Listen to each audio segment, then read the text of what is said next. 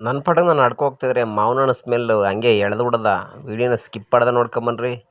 Hello guys, ನಾನಿವತ್ತು ಬೆಳಗ್ಗೆ ಮೈಸೂರಿಗೆ ಹೋಗ್ಬೇಕಿತ್ತು. ಸೊ ಟೈಮ್ 8 ಗಂಟೆಗೆ ಹೋಗ್ಬೇಕಿತ್ತು, ಲೇಟ್ ಆಗೋಯ್ತು. ಸೊ 10 ಗಂಟೆಗೆ ಹೊರಟೆ. ಸೊ ಅಲ್ಲಿ ಗಾಡಿನ ಬೈಕ್ ಹಾಕ್ಬಿಟ್ಟು ಸಂತೆಮಳದಲ್ಲಿ ಬಸ್ಸಲ್ಲಿ ಹೊರಟೆ. ಆ ಬಸ್ಸಲ್ಲಿಯೋ ಏನು ಜನ ಎಲ್ಲಿ ನೋಡ್ರು ಬಸ್ ಬಂದರೆ ಜನ ತುಂಬೋಯ್ತಾರೆ. ಒಂದು ಸೀಟ್ ಇಲ್ಲ, ಏನಂದರೆ ಏನಿಲ್ಲ. ಮೈಸೂರಿಗೆ ಹೋಗೋವರೆಗೂ 6 ಗೇಟ್ವರೆಗೂ ಸುಮ್ಮನೆ ನಿಂತ್ಕೊಂಡೇ ಹೋಗಿದ್ದೀನಿ. ಯಪ್ಪ ಏನು ಜನ ಅಂತೀರ. ಸ್ಕೂಲ್ ಟೈಮ್ ಬೇರೆ, ರಜಾ ಬೇರೆ, ಆದರೂ ರಶ್ ಕಣ್ರಿ ಜನ ಬೆಳಗ್ಗೆ ಟೈಮ್ ಅಂತ. ಸೊ ಅಂತೂ ಇಂತೂ ಮೈಸೂರು ತಲುಪಿದ್ವಿ. ಸೊ ಮೈಸೂರಿಗೆ ಬಂದರೆ ಏನೋ ಒಂಥರ ಗಾಳಿ ಸ್ಮೆಲ್ ಇದೆಯಲ್ಲ, ವಾಹ್, ನಮ್ಮೂರು ಸ್ಮೆಲ್ಲೇ ಒಂಥರ ಕಣ್ರಿ. ಮೈಸೂರಿನ ವಾಸನೆ ಯಪ್ಪ ಎಷ್ಟು ಘಮ ಘಮ ಅನಿಸುತ್ತೆ ಅಂದರೆ, ಆ ವೆದರ್ಗೂ ಅಲ್ಲಿ ಹೋಯ್ತಾರೆ ಐರಾವತ ಬಸ್ಗಳಿಗೂ ನೋಡೋಕ್ಕೆ ಒಂದು ಚೆಂದ ಕಣ್ರಿ.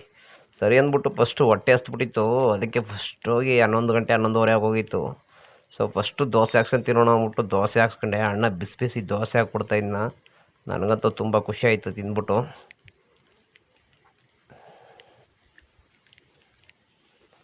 ಸರಿ ಅಂದ್ಬಿಟ್ಟು ನನ್ನ ಪಾಟಿಗೆ ನಾನು ನಡ್ಕೊಂಡು ಹೋಗ್ತಾಯಿದ್ದೆ. ನಮ್ಮ ಸಾರ್ ಫೋನ್ ಮಾಡಿದರು ಕಾರ್ಮಿಕರ ಇಲಾಖೆಯಿಂದ. ಸೊ ಅವ್ರು ಬರ್ತಾರೆ ಅಂತ ಹೇಳಿದರು. ಸೊ ಅವ್ರಿಗೆ ವೆಯ್ಟ್ ಮಾಡ್ತಾಯಿದ್ದೆ. ಸೊ ಕೊನೆಗವ್ರು ಫೋನ್ ಮಾಡೋ 10 ನಿಮಿಷ ಬರ್ತೀವಿ ಅಂತ. ಸೊ ಅಲ್ಲಿವರೆಗೂ ತಿರ್ಗಾಡ್ಕೊಂಡು ಬರೋಣ ಅಂತ ಹೋದ್ವಿ. ಅಲ್ಲಿ ನೋಡಿದ್ರೆ ಏನು ಮಲ್ಲಿಗೆ ಗಿಡ, ಮಲ್ಲೆಹೂ, ಏನು ಸ್ಮೆಲ್ಲು. ಸರಿ ಅಂದ್ಬಿಟ್ಟು ಅದನ್ನು ತಗೊಂಡು ಒಂದೆರಡು ಮನೆಗೆ ಒಂದು ಅರ್ಧ kg ರಸ್ ತಗೊಂಡೆ. ಸೊ ಹೋಗ್ಬೇಕಾದ್ರೆ ಸ್ಮೆಲ್ಲು ಎಳೆದ್ಬಿಡ್ತು ಕಣ್ರಿ. ಏನಂತೀರ, ಮಾವಿನ ಹಣ್ಣು ಸ್ಮೆಲ್ಲು ಕಣ್ರಿ. ನೋಡ್ತಾಯಿದ್ರೆ ಘಮ ಘಮ ಅನಿಸುತ್ತೆ. ಒಳಗಡೆ ಹೆಂಗಿದೆ ಅಂತ ಗೊತ್ತಿಲ್ಲ. ಒಂದು ಪೀಸ್ ಕಟ್ ಮಾಡ್ಸ್ಕೊಂಡು ತಿಂದೆ, ಟೇಸ್ಟಾಗಿತ್ತು. ಸೊ 1-2 kg ಹಾಕಿ ಅಂತ ಹೇಳ್ಬಿಟ್ಟು ಅದೊಂದು 2 kg ತೊಗೊಂಡು ನನ್ನ ಪಾಡು ನಾನು ಬರ್ತಾಯಿದ್ದೆ ಕಣ್ರಿ. ಏನು ರೀ ಮೈಸೂರಲ್ಲಿ ಟ್ರಾಫಿಕ್ ಜಾಮ್ ಅಂದರೆ, ಮೈಸೂರಲ್ಲಿ ಯಾವತ್ತಿರೂ ಜನ ಗಿಜಿ ಕಣ್ರಿ. ಅಷ್ಟು ಇದು ಆ ವೆದರ್ಗೂ ಅದಕ್ಕೂ ಮೈಸೂರಲ್ಲಿ ತಿರುಗಾಡೋರು ಟ್ರಾಫಿಕ್ ಜಾಮಲ್ಲಿ ಭಾಳ ಕೇರ್ಫುಲ್ಲಾಗಿ ತಿರುಗಾಡ್ಬೇಕು ಕಣ್ರಿ.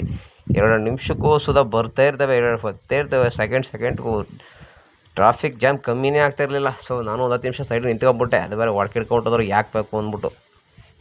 ಸೊ ಸರಿ ಅಂದ್ಬಿಟ್ಟು ಹಾಗೆ ಒಂದು ವೀಡಿಯೋ ಕ್ಲಿಪ್ ತಗೊಂಡೆ ನಮ್ಮ ಮೈಸೂರದು suburban bus stand front opposite ಪ್ಲೇಸ್ನ.